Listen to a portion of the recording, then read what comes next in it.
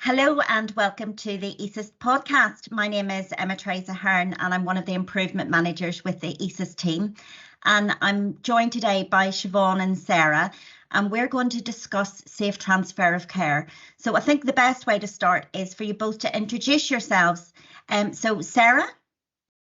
Hi, lovely to be with you today, Emma. My name's Sarah Brownlow. I am a community nurse fellow for working for NHS England. I'm hosted by the North West region, and in my substantive role, I work as a clinical manager at Leeds Community Healthcare. It's great to be here today. Oh, it's lovely to have you here, Sarah. Thank you for making the time for us. And Siobhan? Thank you, Emma. I'm also very happy to be here. My name's Siobhan Ebden. I'm a community nurse fellow working with Sarah here in the North West. Originally, I worked in Oldham and I led children's community services for many, many years, but I retired and returned this year to this role. So I'm really happy to share our experience today. Oh, that's fantastic, Siobhan. I'm very glad you returned. So I suppose the first thing we'll do is we'll start with just help us understand what transfer of care is, Sarah. And then would you be able to tell us about your project? Absolutely. So really, the Safe Transfer of Care, it's a project and working with a trust in the North West. And it's really about building those relationships between community and hospital staff, making changes and improvements through small quality improvement projects driven and decided by the frontline staff. And it's a project that I came up with a couple of colleagues in the North West region in the trust. And it was really in response to what was going on within the organisation in terms of how people were managing in terms of discharge and maybe transferring patients into hospital as well. And some of the challenges that we had, it's been something that's been in planning stages most of the year, really. So I've been working with the trust and we came up with this idea of this safe transfer of care. It's not about discharge. It's very much about transferring patients out of hospital, but then also transferring patients into hospital. And it's really about the premises that the safe transfer of care between the hospital and community spaces is fundamental for high quality care. And actually, it's based on the fact that hospital colleagues and community colleagues have that knowledge, they have that insight, and they have that lived experience of transferring patients between settings to create the right conditions for high quality care. Mainly, the main aim really is to create space to build relationships between the colleagues across the different care settings. So we've been running with this. We had our launch event earlier in the year in October time, and it was fantastic. We brought all the staff together, and the idea really is to create that two-way flow and that two-way dialogue between staff members working in different spaces. Sarah, that sounds absolutely brilliant. What was the background? What was your motivation then to start the project? I got asked to go into this particular trust back in January time as a response of Omicron and the rising numbers of patients that we had who were not meeting the criteria to reside. So I spent quite a long time in the trust. Met some fantastic nurses, some fantastic staff working so incredibly hard. And at the same time, I was also meeting staff out in the community services as well. And it was very much about, do you know what? These guys are working really hard. And these are frontline clinicians. So I'm talking about the district nurses, I'm talking about the therapists in community, I'm talking about the ward sisters and ward leaders, and also the therapists within the hospital setting. Actually, when we talk about discharge and when we talk about some of the challenges that we have, sometimes we can forget to actually ask those front-line clinicians, what's your experience and actually what would you do to change things? And we found through this process of actually asking the staff and bringing them together, which we'll talk about some more as we move through this, people started chatting with each other and building relationships with each other.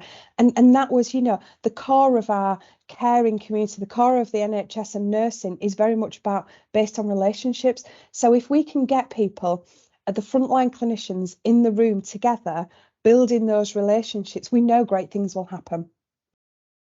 Absolutely. And I think what you said there about the voice of frontline staff being given the platform and being given ears that listen is incredibly important. Absolutely.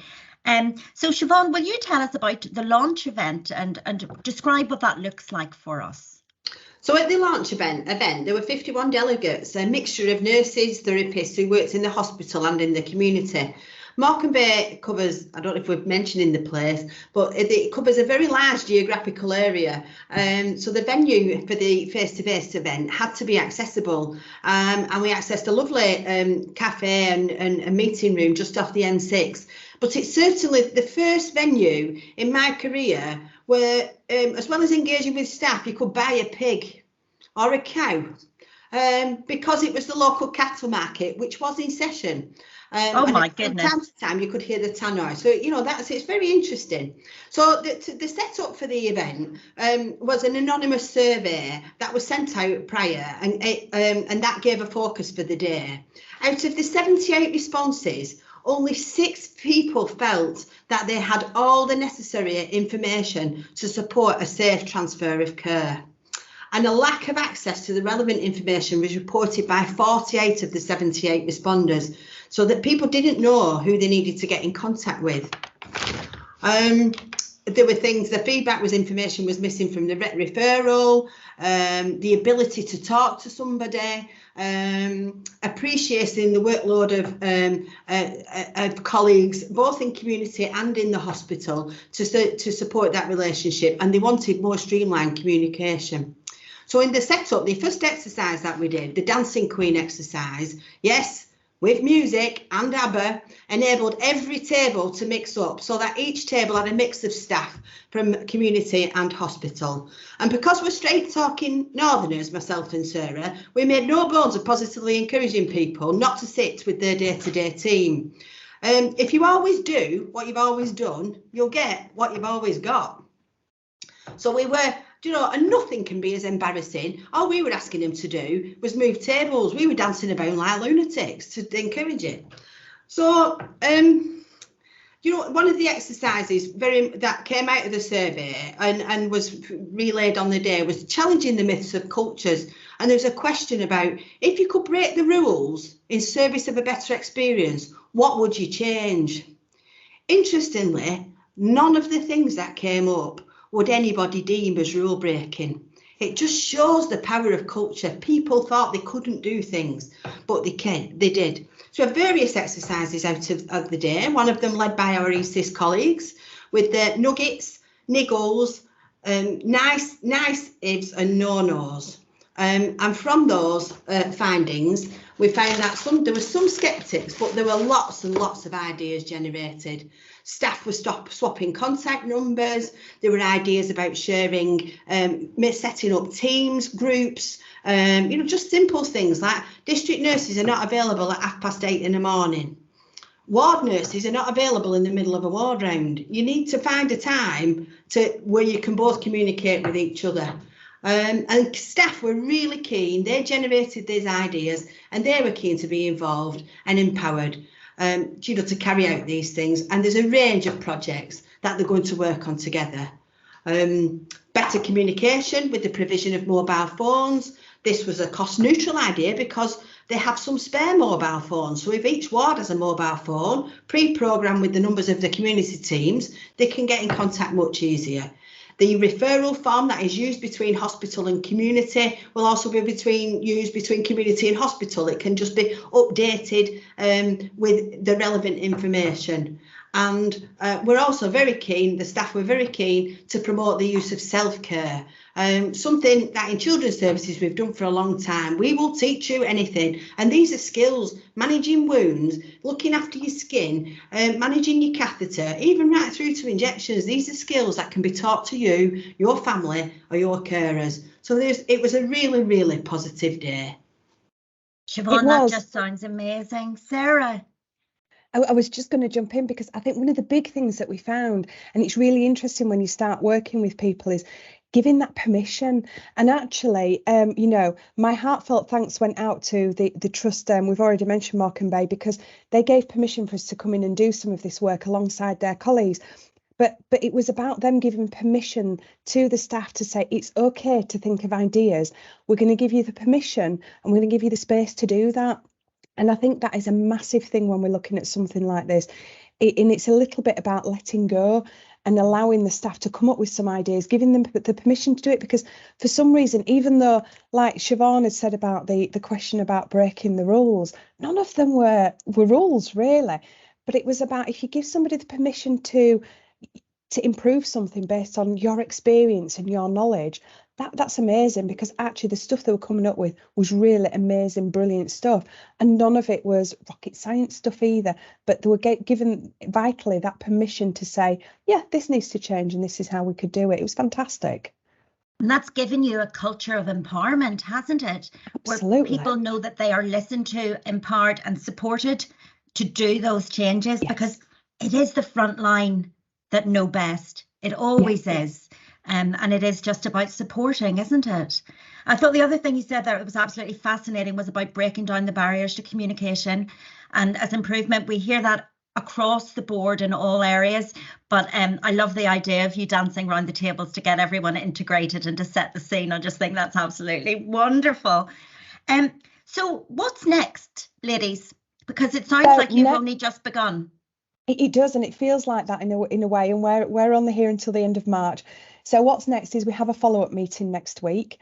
That will be on MS Teams. We were very keen that initially we got in the room together, but we're very aware of the challenges that we've got. So we're getting together on MS Teams. On MS Teams, we're going to meet and we're going to look at where are we at now, what progress have people made, and actually if people haven't made progress, that's absolutely fine. What can we do to unblock some of those things? Because we're aware we're about to head into the Christmas period. We know that there'll be some challenges, but we also know that actually, if in a small way we could get some of those projects off the ground, they will help us as we head into the certainly into the Christmas period, but even, you know, especially over the winter period as well. So we're going to do that. The other big thing about the work was understanding each other's challenges and understanding each other's world, because actually as and there were lots of examples that I can give in terms of things that people might not understand about a community setting, people might not understand about a ward setting. I had some conversations quite early on with the ward staff, and they were talking about, you know, when they've got ambulance delays or they've got people waiting to come into A&E, they have no beds. Yet for a community setting, one of the challenges is your caseloads grow. You don't have a limit. So you've still got the same number of staff, but you might have more and more patients to deal with. But equally, you can't top and tail in a hospital ward. You can't stick bunk beds into a hospital ward. So the challenges are similar, but they're different as well. So there's something about understanding each other's worlds, understanding that if you want a district nurse between about 8 and 9 o'clock in the morning and you're on a ward, it's unlikely you're going to get hold of one, because the chances are they'll be out seeing patients, diabetic patients at that time. And equally, that idea, if you want a ward sister around lunchtime, late morning, it's unlikely you're going to get hold of one, because they're probably going to be doing ward rounds. So we're going to give them an opportunity to talk to each other's group, to say, these are my challenges and this is my world. My aseptic field in the community is a piece of paper that the dog will walk across, you know, and things like this. And it's the same for the hospital environment as well, so that when we can start to understand each other's challenges and each other's worlds, we can start then to build our relationships. We know that there's going to be a lot of crossover. We know we have workforce problems, we know we have capacity issues, we know that, but let's start talking about the things that we can affect, so that each other understands. We're going to give them time in that meeting to plan that, so they don't have to put any extra time in before they turn up. They're going to get some time in breakout rooms and then come back together. And just some top tips, very much around, this is my world, these are my challenges, it would be helpful if. So that could be anything, you know, if you're a ward nurse, it could be really helpful if you would let us know the next of kin for the patient that's coming in if they're not very well. And it could be anything at all, but things that they know from their experience would really help them to understand each other's working world a little bit better, because actually from that we can then start to work with them to build relationships. So we have another session planned in January. And again, that's about coming together. It's about working together. All these projects that they've come up with, the staff have come up with themselves, they've signed up to them themselves, and we have a mixture of community staff and hospital staff working on the same project. So that in itself will give them an opportunity to work together. After that, It's a legacy plan, because after that it will be into the organisation and actually how often do they want to meet and how often do they want to get together and how do they want to keep building those relationships and keep them going. But certainly Siobhan and I are really excited about the future with this work. Do you know what I'm hearing, Sarah and Siobhan, is that this is completely patient focused, but has massive implications for staff well-being.